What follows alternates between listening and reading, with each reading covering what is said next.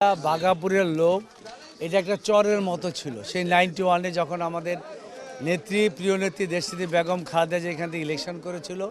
আমরা এখান দিয়ে নৌকা দিয়ে আসতে হতো, এটা চরের মতোই ছিল।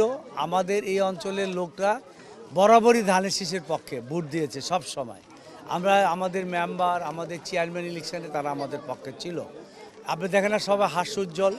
তো আমি আসলে মনে করেছিলাম যে হয়তো অল্প ওদের 1100 মতো ভোট পাবেন না এখানে। তো সুতরাং দেখা করতে আসলাম, অনেকদিন পর দেখা।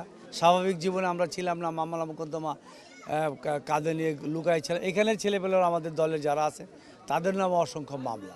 তো এই জন্য দেখা করতে আসলাম এবং তারা ইনশাল্লাহ স্বতঃস্ফূর্তভাবে এ গ্রেড ক্লিংকারের কনফিডেন্স সিমেন্ট বাংলাদেশের হৃদয় জুড়ে 12 তারিখ যাবে, ধানের শীষের পক্ষে ভোট দিবে। এবং এই এলাকায় মূলত যে গ্যাসের সমস্যা, সর্বত্রই সমস্যা। আমরা 91 সনে গ্যাসের ব্যবস্থা করেছিলাম, এখন গ্যাস নাই। তা আমরা এইসব সমস্যা সহ মাদক সন্ত্রাস চাঁদা মুক্ত যে ঢাকা 1100টা করতে চাই, এটার উপর মানুষ আস্থাশীল হয়েছে। কারণ আমরা যেটা বলি সেটা করি, সেই জন্য এবং মানুষ আমাদের চিনে। দীর্ঘ সময় আমরা কমিশনার ছিলাম, সুতরাং মানুষের আস্থাটা আমাদের দিকেই। তো আপনারা দেখেন যে বিভিন্নভাবে ষড়যন্ত্র হচ্ছে, নির্বাচন এখানে না করে কীভাবে ইলেকশনটা বন্ধ করা যায়।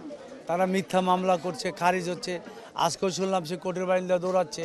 তো সুতরাং ষড়যন্ত্র করে লাভ নয়। 17 বছর পর মানুষ ভোটের অধিকার ফিরে পেয়েছে, একটা গণ অভ্যুত্থান হয়েছে। আবার যদি ভোট থেকে মানুষ বঞ্চিত হয়, তাদেরকে ভালো চোখে দেখবে না। আল্লাহর রহমতে এই অঞ্চলের মানুষ যতবার সুযোগ পেয়েছে ধানের শীষের পক্ষে ভোট দিয়েছে। এবারও তারা ভোট দিবে এবং ইনশাল্লাহ অনেক ভোটের ব্যবধান ইনশাল্লাহ আল্লাহর রহমতে